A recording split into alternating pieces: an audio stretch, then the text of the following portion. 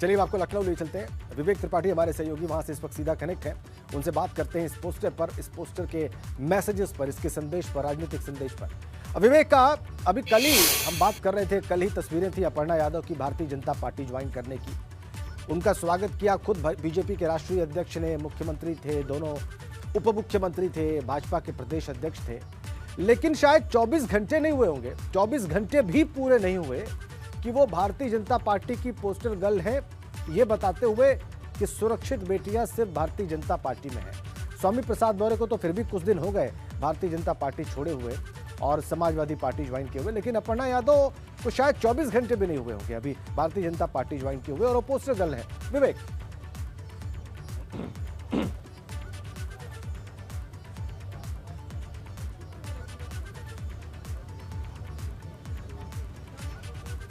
विवेक आपको मेरी आवाज मिल रही है? जी जी जी बिल्कुल राजेंद्र, आवाज आ रही है आपकी। और एक बार सवाल चाहूंगा दोहरा दें क्योंकि आवाज थोड़ी कट गई थी। ये सवाल नहीं है, बेसिकली एक विषय है विवेक जिस पर हम लोग बात कर रहे हैं, और विषय ये है कि अपर्णा यादव भारतीय जनता पार्टी ज्वाइन करती हैं और ठीक से 24 घंटे भी पूरे नहीं होते हैं कि वो भारतीय जनता पार्टी की महिला सुरक्षा को लेकर जो प्राथमिकता है और उसमें जो संदेश भारतीय जनता पार्टी देना चाहती हैं उसका चेहरा बन जाती है। ये शायद राजनीतिक इतिहास में बहुत कम दिखाई दिया होगा विवेक।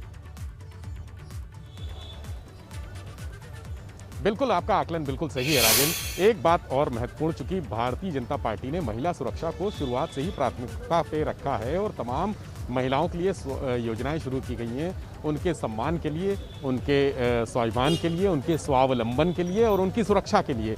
तो ऐसे में जब ये चुनावी माहौल है और विरोधी दल, जो समाजवादी पार्टी सबसे प्रमुख विरोधी दल है, उसके परिवार का कोई सदस्य अगर टूट के भारतीय जनता पार्टी में, वो भी महिला सदस्य आता है, तो जाहिर सी बात है राजनीति में हमेशा एक मैसेज दिया जाता है। कोई अगर हम बात करें अपर्णा यादव के जनाधार की, तो कोई बहुत बड़ा जनाधार उनका नहीं है, लेकिन ये संदेश बहुत बड़ा है और भाजपा ने इसी संदेश को अपना राजनीतिक हथियार बनाने की तैयारी की है।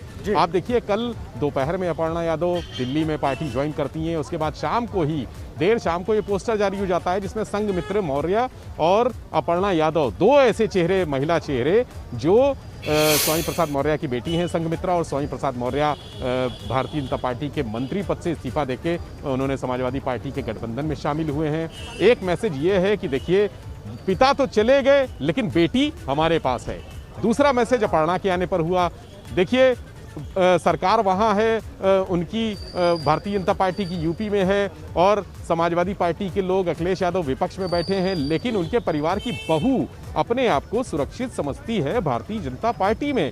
ये एक संदेश है, बड़ा संदेश है, जिसको इन दोनों महिलाओं को लेकर भारतीय जनता पार्टी ने राजनीतिक कदम उठाने की तैयारी कर ली है और इसको लेकर आगे जो महीना भर का या 1.5 महीने का जो भी चुनाव की प्रक्रिया शुरू हो गई है, जो भी समय बाकी है, यही समय है वो मैसेज देने का, आम जनता तक वो मैसेज पहुंचाने का कि देखिए भारतीय जनता पार्टी के पास ही बहु बेटियां सुरक्षित हैं। और ये बड़ा मैसेज है। इसको मैसेज को लेकर खलबली मची है समाजवादी पार्टी में भी। बहुत प्रयास हुए, जब ये चर्चा हुई थी करीब 6 दिन पहले, 7 दिन पहले, जब अपर्णा यादव के भारतीय जनता पार्टी में जाने की चर्चा हो रही थी, बहुत कोशिश की गई। कल अखिलेश यादव ने प्रेस कॉन्फ्रेंस में भी कहा कि उनको समझाया गया था, नेताजी ने, यानी उनके पिताजी ने, मुलायम सिंह यादव ने समझाया था, लेकिन वो तैयार नहीं हुई और उन्होंने अपने आप को वहां पर शामिल करा लिया, भारतीय जनता पार्टी को राष्ट्रवाद के मुद्दे से जोड़ा। लेकिन स्वयं ये बात कही